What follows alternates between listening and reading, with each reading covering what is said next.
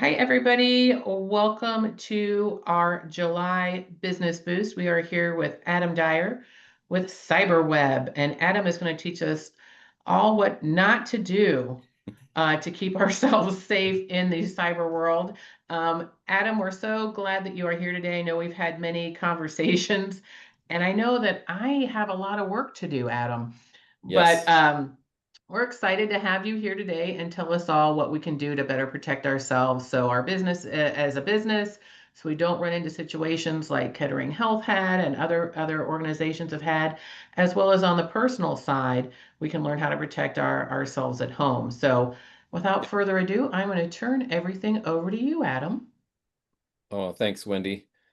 As Wendy said, my name is Adam Dyer. I formed my own cybersecurity company after spending a number of years, 20 years in the government and working for that mission. I'm trying to bring that same level of protection to small businesses that are normally overlooked. So this training is called Business Cyber Basics, and it is part of our unhackable uh, series of trainings. This is the first one that I'll give to every business that I work with, as well as other communities and uh, groups that are interested in protecting their businesses.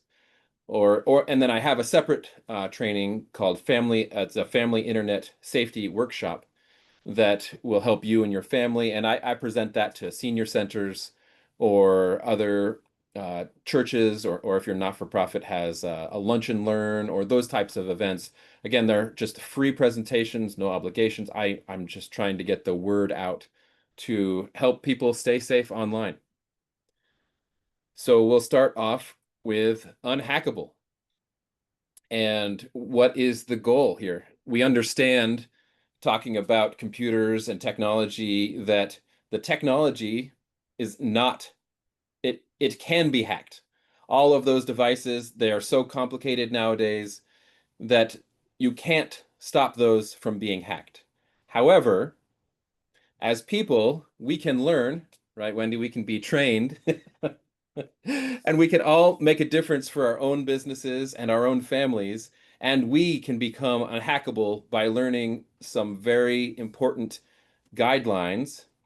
And 88% of hacks that affect the digital devices start with a person making a mistake, choosing an insecure password, reusing a password. Perhaps that might resonate with some of our listeners. But the goal, right, is to make us all unhackable so that you can enjoy all of the benefits of the digital world without being fearful, without being afraid of, am I doing this right? Am I doing this wrong?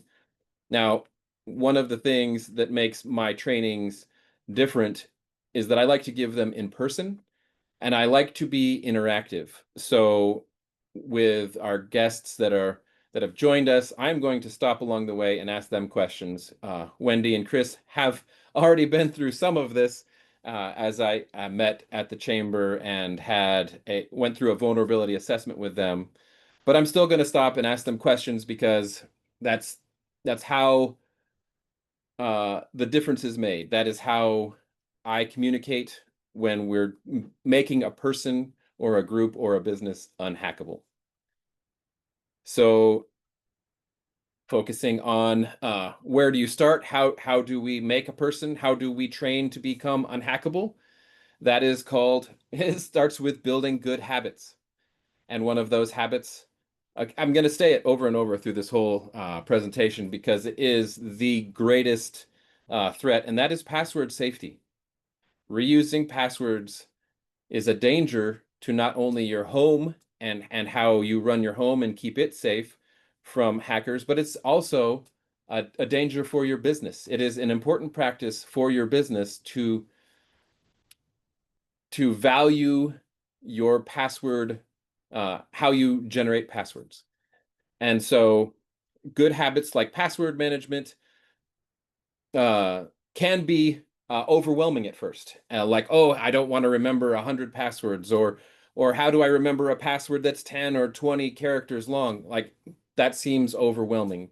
And so there are tools that we can use, and we have at CyberWeb, my company, we have additional modules that focus in on passwords.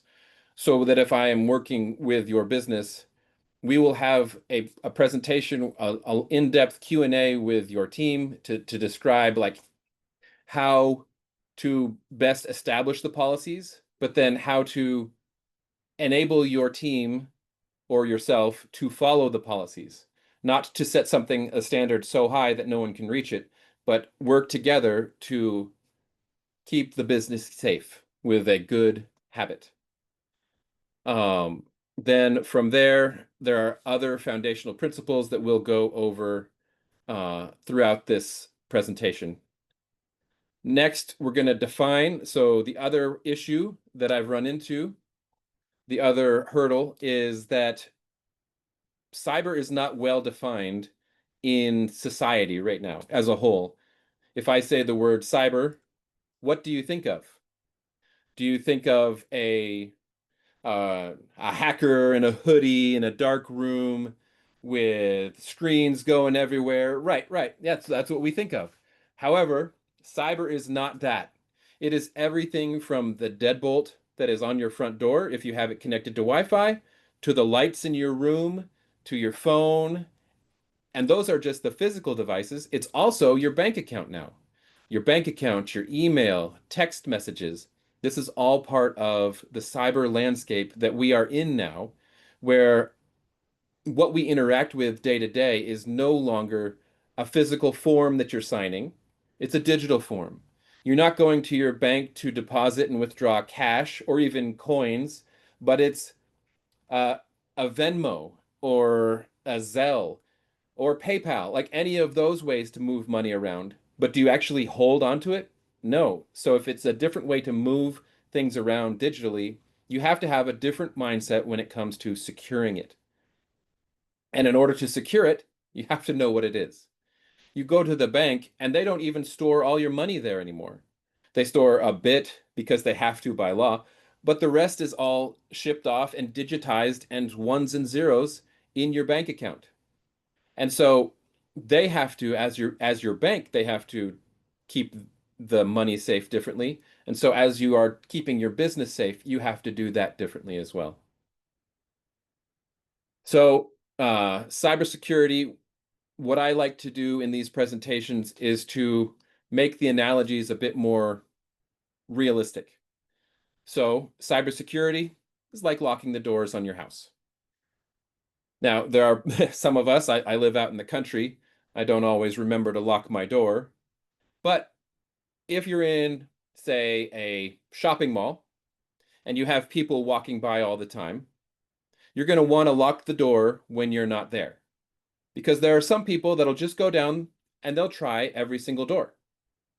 And so having a weak password or writing your password down and maybe leaving it under your keyboard, those are ways someone who's just nonchalantly walking along is going to test your security. And maybe if you have an easy password or you've reused it somewhere, they can get right in and maybe steal something from your business. And this looks different in the digital world because if someone is in your physical building, maybe you have cameras, maybe you'll notice that something's missing. But in the digital world, especially if you have your banking in the cloud, or maybe you keep your client list in the cloud. If an attacker is using your password, that cloud service doesn't know the difference between you and a hacker because they've used the same password. And so instead of maybe hiding the key, it's like you're giving the key out to the hackers directly. It's a kind of a different mindset to securing your building. When you reuse that password, you're sharing your keys, and so you have to make sure that you have the same level of trust. Well, you shouldn't reuse the passwords. Let's back up there. Because different websites have different levels of security requirements. If you use the same password to take a look at a cat forum or take a look at new vacation spots and you use that password to log into that place, it's not going to have the same security requirements as your bank. If someone steals the password from an insecure website and it's the same one that you use at a secure website, the secure website doesn't know that it's not you. So we have some, examples of cybersecurity attacks, cyber attacks, and Wendy already mentioned it, or Chris actually. I can't remember. Sorry, guys. I'm a little ways in. But the cyber attack, how did it happen? It happened from unauthorized access. The the press release by Kettering admitted that they had unauthorized access. What causes unauthorized access? In general, it is weak passwords or password reuse. Those are the two main causes of unauthorized access. Again, 88% of hacks start with a person not following their organization's policies or the policies not being well defined. So, in the case of Kettering, their business was down for 4 weeks, or at least their services were impacted. And it's still, even today, probably 6 weeks later, it's still impacted. And so it is part of the responsibility of management to enable their employees, but it's also the responsibility of the employees to take an interest in the survival of their company. Now, Kettering Health has restored their services. They've worked really hard and gotten everything back online. But the statistics are that half of small businesses fail within 6 months after a cyber attack occurs. Within 6 months. So the business that you've been building for years and years could be gone that quickly. And so it's important to take defending your business seriously. So I've been talking for a while now, and generally this is the time where I would pause and ask some questions. So we have some guests here. So I'm going to pause and take some questions from Chris, Wendy, and I don't remember. Charlene. Charlene. Mm-hmm. Any questions or comments or things that I didn't explain well? I mean, the only thing I would say, and I don't know if you're gonna get to this, is, we've talked it offline, but if you're not supposed to use one password for everything, like some of us on the screen might be doing, I don't know who that would be. or not, what do you recommend? Because I know there are apps. I was actually re-logging into mine on my phone, the one I've been using to save my passwords. What do you recommend? Yes, we definitely talk about that in our password module. And so I'll just kind of introduce it here. And if someone's interested in talking offline or having me out to their company to talk about it, I use 1Password. It is the number one and the word password .com. And any password manager is better than reusing the same password. Apple has one built into their operating system. Google has one built into Chrome. Uh, they are all over the place now.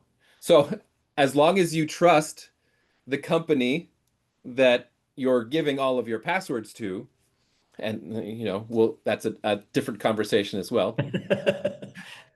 But as long as you are using that, and so make sure that the password that keeps your password manager safe, make sure that one's really strong. And what does really strong mean? It means at least 20 characters. Oh my God, I'll never remember that, Adam. So that is why we have a whole password module, a whole password training. But I'll give you a sneak peek because I enjoy being part of the chamber and we're here. So we'll talk about it. There are tons of things that you have memorized over the years. Songs, addresses, words, quotes from books, inspirational things. I memorize scripture. There are things that you have in your life that you have memorized and that's in there. I have tons of 80s rock music up in there. You can take a line, lyrics from those songs, and make it your password. Add an exclamation point if they're singing loud. Put some period dots in there or a dash to indicate maybe a new line. Now, you have to be careful because AI is improving a hacker's ability to guess what you're going to pick for your password. And it knows every single song ever written, more or less. And so don't, it's like when You need to my have a kid, mix-up, a mixtape. kind of like that, but it's when my kids started hearing songs on the radio or that we would play like the nursery rhymes and they'd sing the song their own way. Every family kind of has those songs Mhm. that they remember their kids singing a little bit wrong, and it became kind of a family joke. AI doesn't know what that is. Mm. If you use the words slightly differently, or maybe your kid's pronunciation at a young age was different. Those are practical ways. That's you've memorized that. That's a core memory of yours. You'll hold it forever. Use that as your password because it's Mm. Adam, yours. can I use one like that? Would this be a good one? I dot love dot Justin Timberlake exclamation point. No. It's okay, but it's closer, right? It's getting longer. But Well, when you tell the world that you love Justin Timberlake all the time, Dude, somebody I might would put an guess it. at symbol now instead of my exclamation point. so if you wanted to use a password like that, which you wouldn't share with the world that's being live streamed, if you change the spelling of Justin, if you change the spelling of love, LUV, or something like something, that's why I said, how did your kids pronounce the word when they were younger? That's an easy way because, some of my kids add extra SHs in words, like when they're supposed to be a dip because they couldn't pronounce the sound yet. Mhm. And so those are things you watch a video of your kid and you're like, oh, I can't remember that. They were so cute at that age and they were mispronouncing words. If you take that mispronunciation and make it into your password, you get the good feeling of remembering your kids when they were young, and it's something that the AI is not going to remember because it remembers whole words. And it remembers some words that are commonly misspelled. And with the younger generation and their when they're texting and it's all the different abbreviations or shortcuts for words, AI has ingested all of those. So it's a full-on millennial for sure. But if you are using those ways to generate your longer password, I love Justin Timberlake with a couple of misspellings would be a better password than, if you're trying to do 8 characters and it's like capital A and then the number five and then like an asterisk. Like you're trying to make these different patterns that you're going to have a hard time remembering, but you remember your kids. You remember that concert you went to. You remember the vacation you took to that place where the view was amazing. Like those are the types of things that are yours that the AI can't guess. And that is how, and oh, my goodness, I just talked about this but this is the kind of way that I train someone to enable them to be more secure, to become unhackable. And those are the different things that you can think through. And now, the next time you're presented with a password, perhaps at Costco, you don't just say, oh, I have no idea how to make a complex password. You now know how to make it. But I would say, don't even make the complex password at Costco. Make it at your password manager and then say autofill, and your password manager will make up some random password and put it there, and you don't even have to worry about it. So, Adam, if I get one of those password managers and I don't use I love Justin Timberlake as my password for the password manager, can I go back in and like when I like relog into, I don't know, some of my accounts or whatever, will that come up and ask to change it? Or how do I get the password manager to override or to create new passwords for my already accounts? You know Sure, what I'm that's a saying? great question. Yes. If you want to have the password manager remember your current passwords, you have the password manager running on your computer, generally in the browser as an extension, and it will walk you through the installation of all that. But then after you do that, it will say, hey, I found a new password at this website. You just logged in. Would you like me to save it? And you say yes. And it will save it, and you'll never have to type that password ever again. Now, if it says, it will, the password manager, most of them will say, hey, this might be a weak password. I would recommend changing it. Then you use, and we'll use Costco for an example because we were talking about it earlier. You just go to Costco, you say, change my password. And then when it says old password and then the new password, your password manager will autofill that new password for you. You don't have to do anything. Type your old password in, and a lot of times, actually, the password manager will fill that in too. And so you just say autofill, make a new one, and then save it on Costco. And then your password manager will say, hey, you just updated the password for Costco. Do you want to save the new password? And it's done. You never have to remember the password ever again. So those are the steps. And and that's why I have a whole password module that we've created. And as part of the subscription to my services, I'll come out and make sure that both you and your employees are thinking about password safety practices for your business Hmm. so that you don't run into the thing with Kettering here and have a unauthorized access. So basically, what you're saying here so far is we are the greatest threat to cybersecurity. We are. We are especially with AI now, going through our social media, going through the news articles that we regularly read. The AI is able to associate language. It's a large language model. And so it's at its best making associations between different subjects. And that's what our brains do as well. And so with the AI being able to hold a larger volume of information, it can make the associations more quickly. Mm. Now that's really good because, like you said, I mean, we, we debated even off like like you said earlier, you have a family and personal version of this presentation, and you have this, but it's like as people, right? Whether we go home or whether we're at work, we're still there, right? So I think this Right. is really important for everybody to hear. And one of the issues that we experience or that I've observed is in the news, in an article, especially even with Kettering, you hear a lot of the dangers and the risk and oh, they got hacked and oh, millions of dollars are involved. And you think, what is a hacker interested in my house or my business? And what can I even do? And it's kind of overwhelming. And that's why I've focused on making my training enabling people to feel more secure, to feel unhackable in a time where the landscape is changing and everything is different, and it's hard to really grasp and hold on to where is my money? How's my retirement? Where does it come from?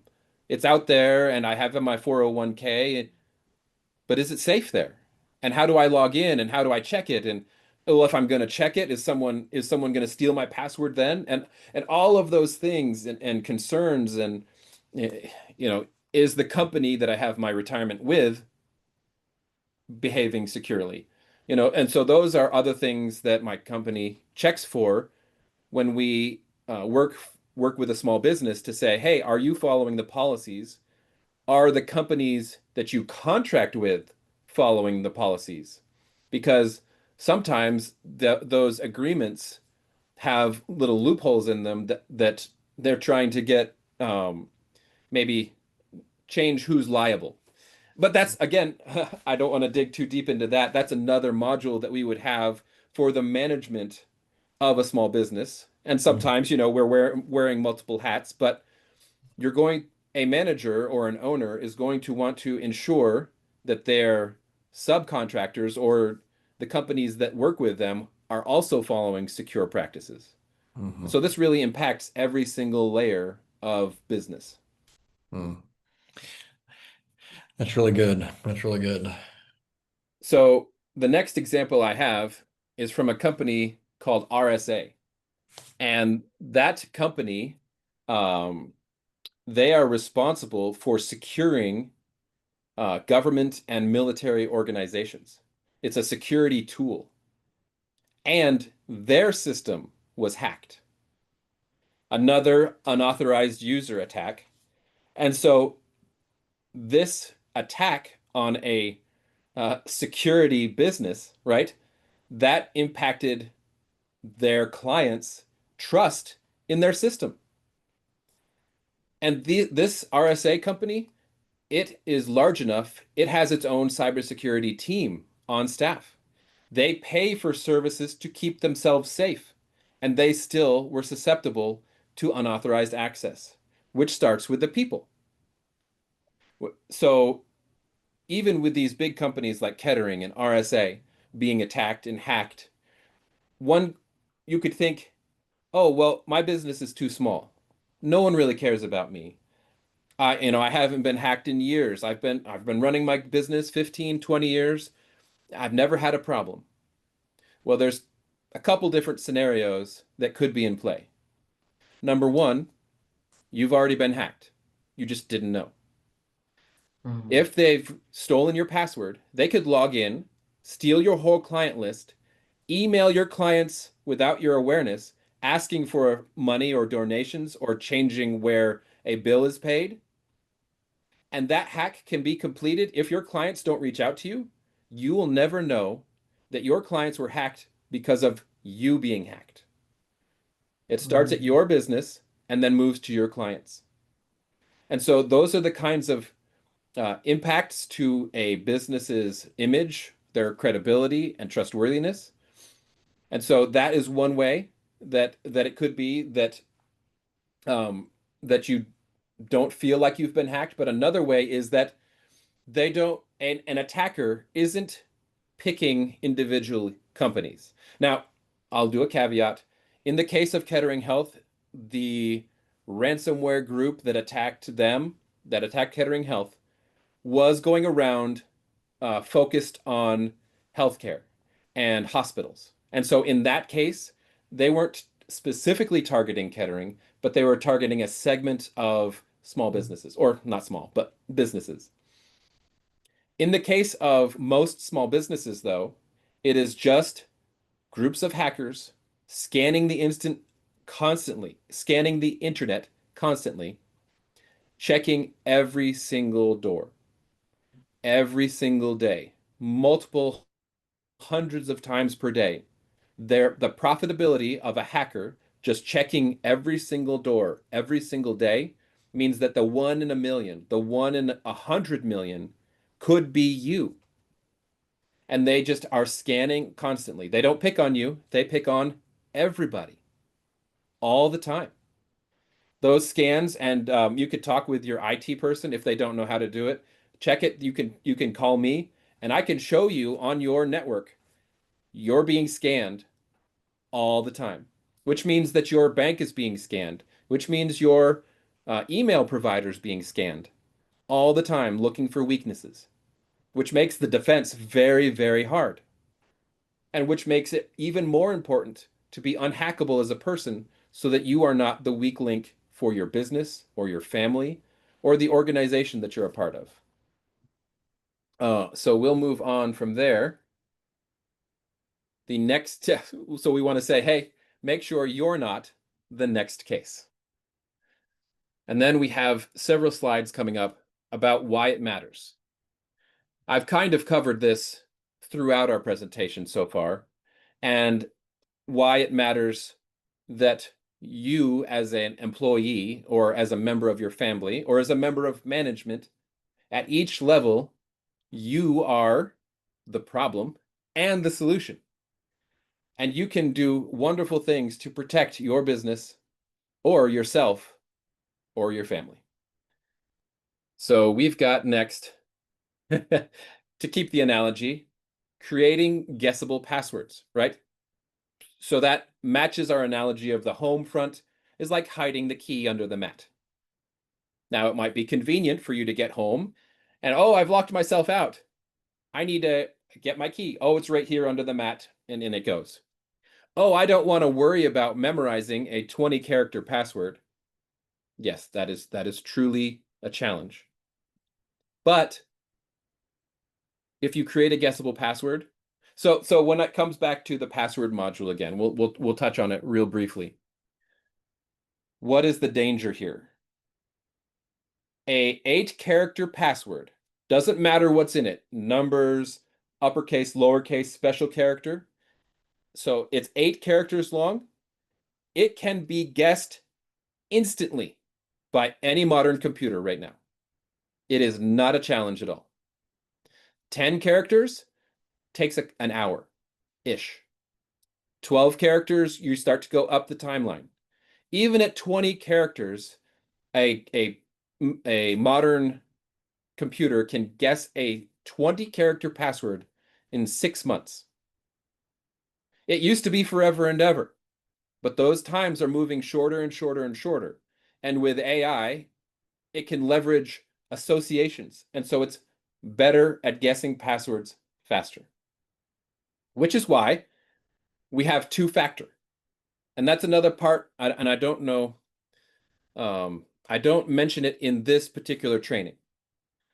It is part of our next level business cyber, but I'll just at least mention it in passing. One of the ways, once you create that super secure password, when you log into your bank, they're going to send you a text message and say, hey, you're logging in, please copy this 6-digit code from one place to another. That's two-factor. So even if someone was able to hack your password, your very long, well thought out, never reused password, they would still need to have your phone or another device that you use as two-factor. And so that makes it incredibly more challenging to complete the hack. And that's why I say always turn on two-factor when you can. Always, for every single service, from email all the way through to your bank. Because, I mean, if you think about it, how are they going to reset your password? Well, they're going to send it to your email. So if your email is not secure, someone can just pretend to be you, say, oh, I forgot my password. They email it to you, which they have hacked into. They steal the reset password, they delete the email so you never see it, and then they reset your password to whatever they want. The bank never knows the difference. So it's important to have a secure password on your email. We've covered this a couple times, but having one key for everything means, like, if you have your document safe inside your house with the same password as maybe your front door with the same, key. This is for the analogy. So you have a safe to protect your bank statements inside your house, and that's the same key as the front door of your house, and that's the same key as your car, and that's the same key as maybe the locker at the bus station, right? You use the same key over and over. Just, you don't want to have a key ring with multiple keys on it. That is the same kind of analogy.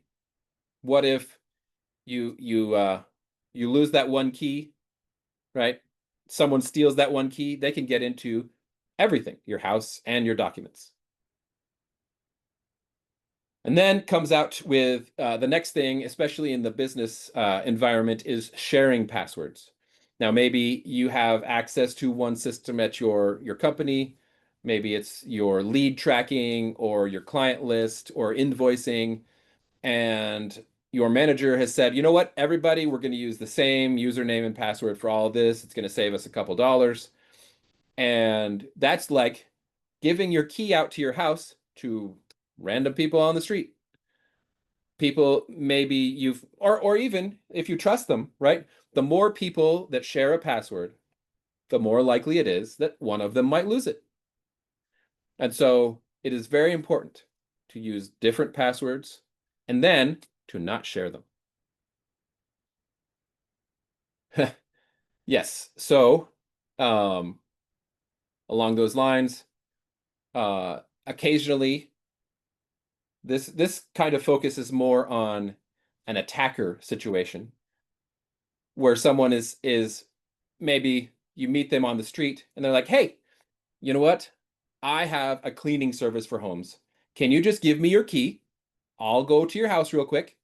I'll clean it for free one time. Just real quick, I'll clean it up, get all the dust, I'll do all the vacuuming. This isn't really accidentally losing your key, but giving it out, sharing your key with someone who you might know, not know, or maybe they're pretending to be friendly. There are scams, and I'm the direction I'm going is slightly off tangent for this particular slide, and I think I might have it. Yeah. I saw it in the next slide, and I basically, this is a situation where you wouldn't let a stranger into your house. You're not going to share your password with a stranger. And when you click a link from an email from a stranger, so a stranger sends you a link that says, hey, I've got some money for you. I'm going to give you $1,000. And you click the link to say, all you have to do is accept it.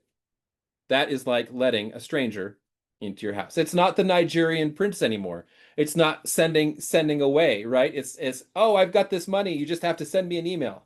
They don't do that. Well, they do it a little bit, but it's a call to action. It's urgent. It's hey, I need help real quick, or hey, I'm really down on my luck and I've got a GoFundMe.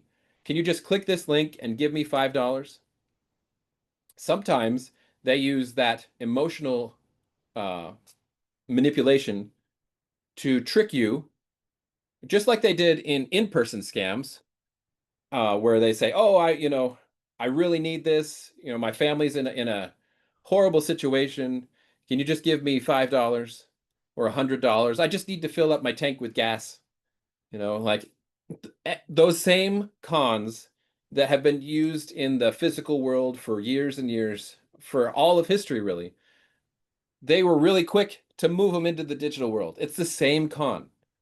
And so I say, hey, you don't have to be afraid of the same con men.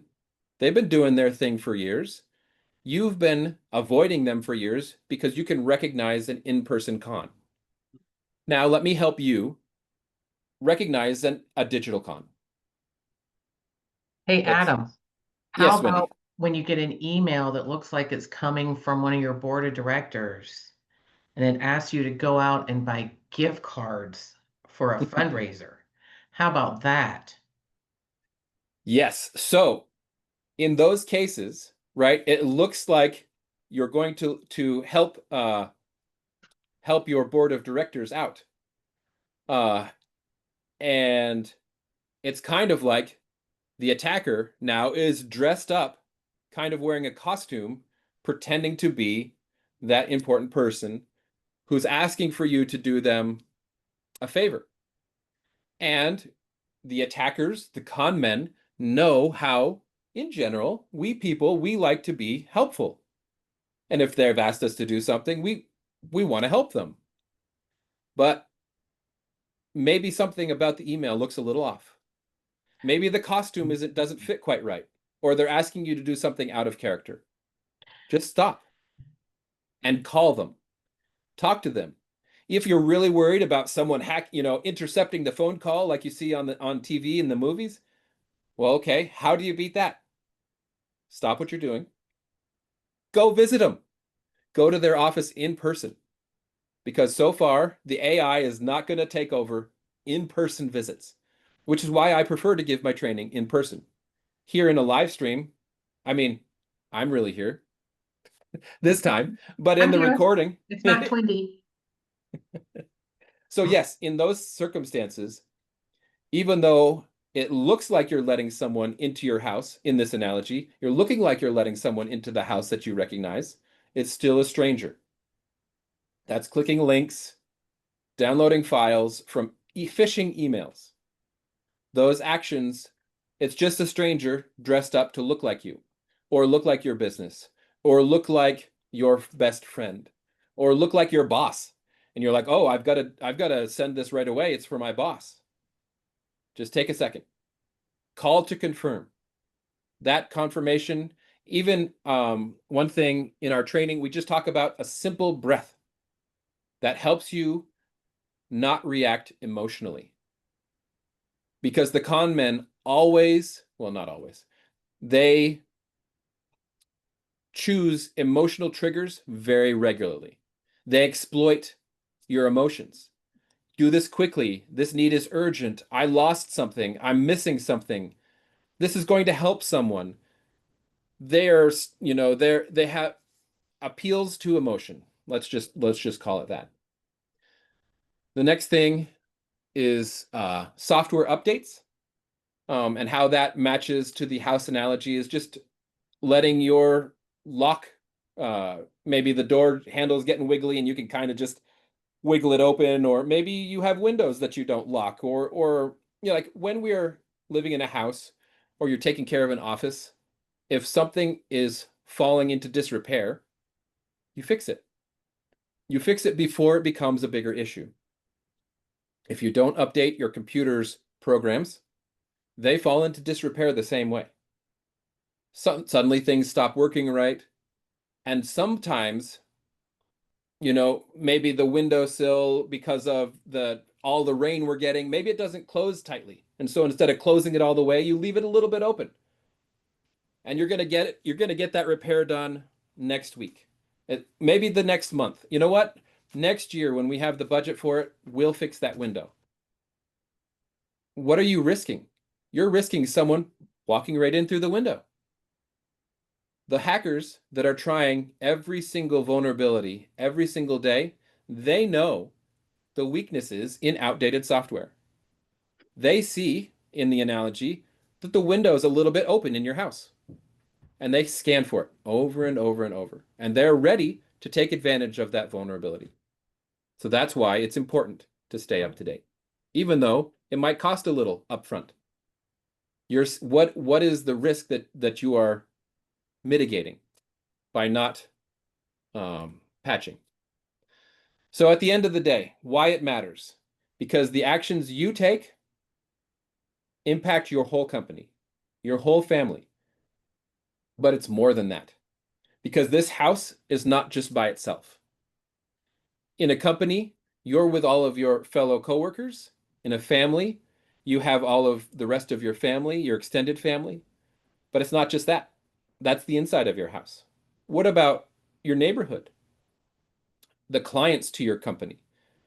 Those businesses could be at risk because your business got hacked. So if your business got hacked, then the hacker pretends to be you and send an invoice to one of your customers or one of your clients. They could be hacked because of your hack. It's an escalation. There's a word for moving throughout a network to find the weakest parts. Maybe your neighbor is very secure unless they get an email inside from you. So it's all everybody doing their part to become unhackable. Any questions before I kind of move into the conclusion and make some points here? Well, I don't want to, I don't know that you'll cover this, but, Adam, I'm thinking as you're talking about this, you talked about the cost. And I think, what came to my mind is how much money we spend on car insurance, homeowners insurance, life insurance. And those are all things that, for the could happen incidences in life, right? And are you seeing with businesses the same level of concern and saying, you know what, I'm going to do the things that are going to ensure not just insurance policies. We know those are out there too, but even that you talk to us, those are still not maybe all that they appear to be, and it doesn't protect you from all the, like you said, the long-term ramifications. You could have an insurance policy, but if your company's hacked and you're out of business in 6 months because of that, like you said, it can happen. The insurance policy doesn't matter. So what are you seeing with businesses in general, and what would you advise businesses to do? I know you've got different plans that you help people with, and we want to promote how they can connect with you at the end of this, but just kind of just some thoughts there about, are we applying the same logic in cybersecurity the way we've done for all these other areas of life and business? Sure. So the analogy that I come back to is insurance is good after something happens. You don't really use your health insurance. I mean, it is applicable to a well check, but if you have an emergency, you want it to pay for you when you go to the hospital. If you do things at your well check and you listen to your doctor, you get exercise, you uh, eat healthy, drink a lot of water, all of the things that it recommends for prevention, then there are certain things that you won't see as an emergency in the hospital. The same with your house. You have homeowners insurance for when the tornado comes and rips off the roof. But if there's a leaky faucet, that could cause damage, or maybe a switch that's maybe sparking. Like, you tend to those things before they burn down your house, before there's rot and mold. And that's what cybersecurity, that's the services I offer. There is cybersecurity insurance for after something happens. Right. But that, I was just talking with an insurance agent this morning who offers cybersecurity insurance, and she mentioned to me the cost of the cybersecurity insurance is going up and up and up. And their payout, the odds of someone having a claim payout is going down and down and down because the number of occurrences is way up, but people are not following their cybersecurity policies. It's kind of like you go to the hospital for a heart attack and they're like, oh, you didn't eat your vegetables, so we're not going to pay for your heart procedure. Like, that's what's happening with the cybersecurity insurance. Oh, you forgot to update your antivirus. We're not going to pay for your claim. It's wild, but that's why prevention and the services that I offer can really mitigate even needing to go and call your insurance agent.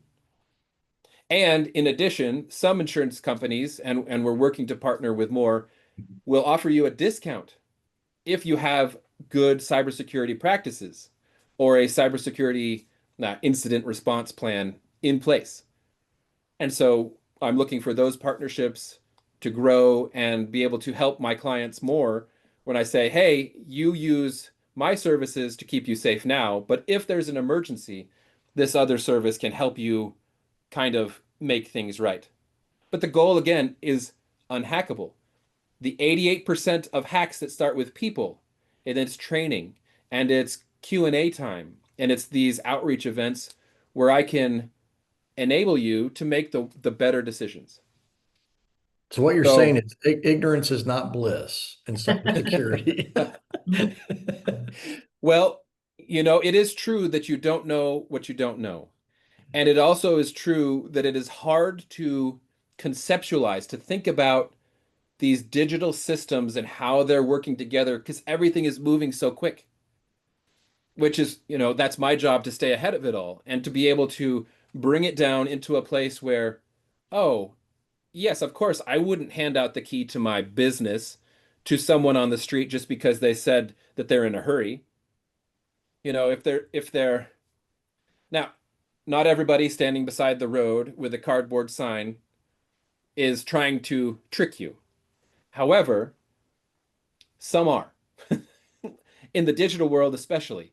Hey, I really need this. Hey, this is really important. I'm down on my luck. And those scenarios are the ones where you're not going to, say, oh, yeah, just stop by my office and here's a key. Mhm. So yes, it is important to call out prevention versus response. And that's another thing I like to call out the car industry, right? You're driving down the road and your car's like making a sound and bumping. You're not going to wait till the wheel falls off and then you're going to need your car insurance. You're going to go to the shop. But what about before that? What about annual maintenance? Hey, you're going to change the oil so that you don't have a fire coming out, so that you don't crash into the side of the road, right? So there are things regular maintenance will do that really helps you stay in front of the needing to use the insurance at all. And that's what my training's all about.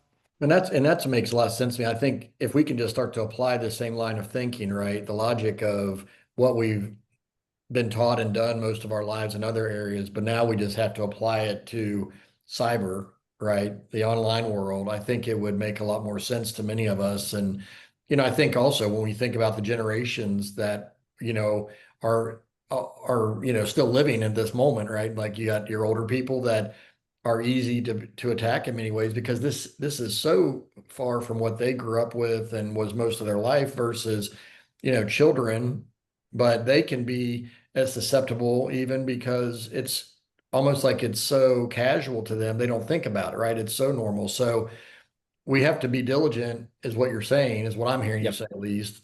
And that don't just think that because you're not the Kettering Healths of the world or the big companies of the world, you're not susceptible. And that's why I like what you're doing. I know we've talked about this too, is just, there's plenty of cybersecurity companies out in the world, but you want to make sure that the small business, the nonprofits, the families are protected as well.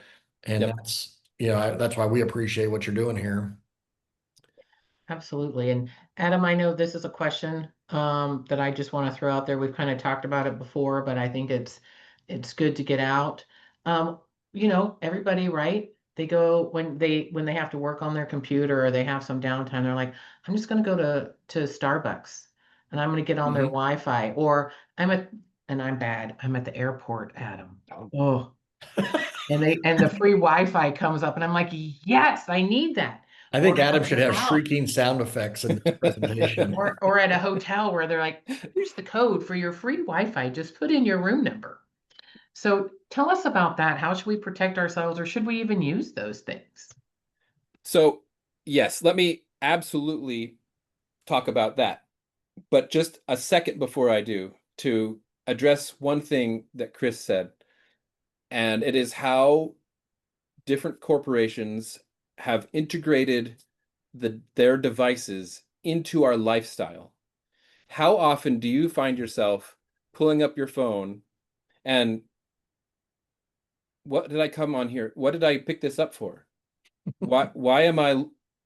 And then you just Did end that up this maybe morning. you browse social Every media. minute, Adam. Right. So the modern hacker takes advantage of that social programming to bring you alerts and notifications and these calls to action and it especially impacts the younger generation where they've been picking up their phone for everything constantly. And they're like, "Oh yeah, it's just a message from," and they respond to it right away. Because that part of the connection where even if it was in person, they wouldn't do that same thing because it's been notifications and the way that the corporations have designed social media and various video apps to generate content and notify all of those different interactions makes this subconscious. And so an attacker will break into that loop and give you a little nudge to a negative action. And so while a lot of who I talk to are the older generation that just think, oh, it's a message, it must be from someone real. The younger generation doesn't even think who it's coming from. It's just, oh, there's a message, and how I'm ready to respond to it. That there's a different inputs, but the same response. And so that's why our training is able to talk to both different levels. It's not just for the older generation, not just for the younger, because we're all impacted different ways, but they're still their goal of the con is the same.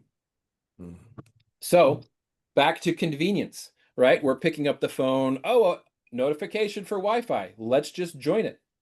I wish that all of the cell phone providers would just turn that option off. It is a nightmare. Why are you switching from your unlimited cell phone data service to insecure free Wi-Fi? Like it used to be, 5, 10, 15 years ago, that data was very expensive on your device. very, very expensive. I paid per megabyte, like that tiny little bit. Now my devices are free, unlimited.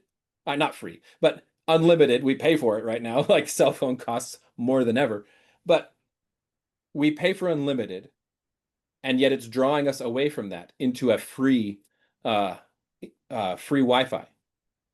So those, uh, and I have a slide about that on my family internet safety, but for business, definitely true. Those are insecure. It is the same for the home analogy. It is the same as opening up your front door and yelling to your neighborhood, these are the websites I'm going to. This is my password. Insecure Wi-Fi, even though it says free, or maybe even if it says enter your room number, is yelling to the whole entire world all of the things you're doing online. So, Mm. as long as you're comfortable with everybody within earshot, or maybe the internet, depends on the connections, right? Everyone in the whole world being able to hear you and your passwords and your conversations, feel free to join a public Wi-Fi. But no, please, even then, don't do it. Even if you're okay with everybody knowing, it's just not a safe option. Right. So just don't join the Wi-Fi and just continue to use your cellular data. That's the Now, thing to do. I've got and just reorganize my office a little bit so I don't have it within reach. But I have a hotspot from my cell phone company.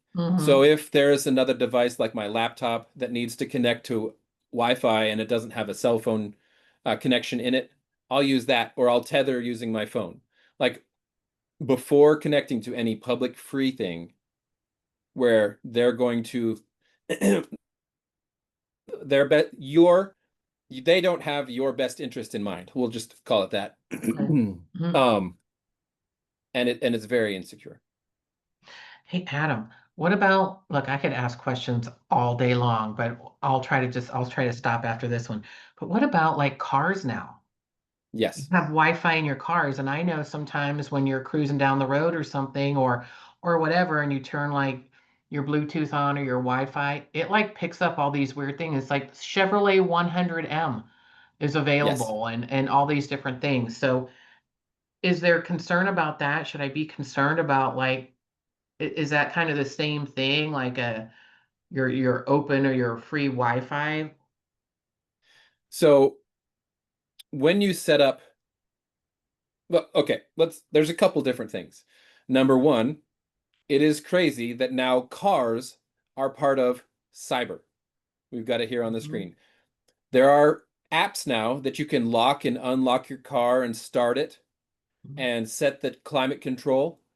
Even I think Tesla has the cameras that you can view live streamed from your device. So you can see all the way around your Tesla from your phone. So all of those connections make your vehicle now part of something that can be attacked. So if you have a login to your vehicle, make sure that you keep it as safe as you do your car keys. So, and then with regards to the Wi-Fi in the car, yes, it depends on how the manufacturer of the vehicle set it up. But if you're not setting a password to your vehicle Wi-Fi, then anybody around your vehicle can still hear you. Here, they can still Mhm. access your information. And it is funny turning on that Bluetooth discovery while you're driving Yeah. down the highway and it's vehicle, vehicle, vehicle, or if you're in the lead and you're going by vehicles. It's still Yeah. all of the different Wi-Fi, and it's all of the different Bluetooth connections. Yes. And that is certainly a good topic for a future cyberweb discussion on the security of the different things in your cyber world. Yeah. So Adam, we're almost right at 10:30 here. So any final thoughts you want to wrap up with? And then we want to make sure people know how to get in touch with you to bring you in to do training and what your services are.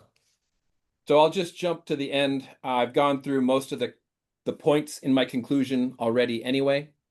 And so if you're interested in the unhackable training, if you're interested in a vulnerability assessment, all of the information about those services are right there at my website, cyberweb.services.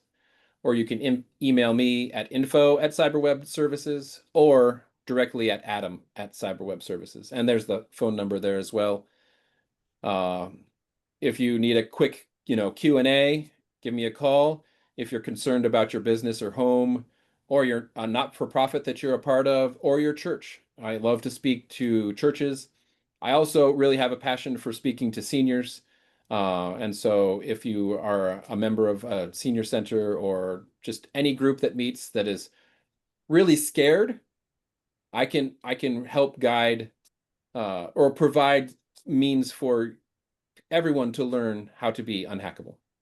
And I also love what you said earlier too, Adam, about partnering with insurance agencies that, if people use your services, they can reduce their cost. And I mean, I think that's going to be a very significant thing because I mean, I think about that. I mean, I've got teenage drivers and, that you get good grade discounts and you get, certain discounts for that, driver's education, things like that, that helps with their insurance rates. But I think with the cyber thing, it makes total sense too, that that's for all of us that are interacting with the internet. So folks, I just really want to encourage you to reach out to Adam. He has done a vulnerability assessment with us. It made us cringe.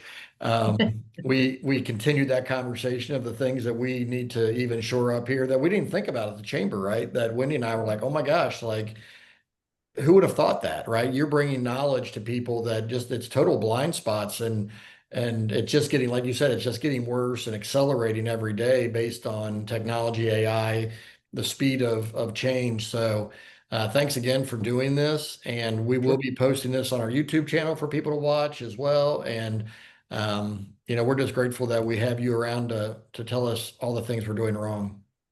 Yeah, absolutely, Adam. Thanks for all of the information that, yes, of the things that we are doing wrong, but the things that we need to do better at. Mhm. So we appreciate you being here so much and doing this for us.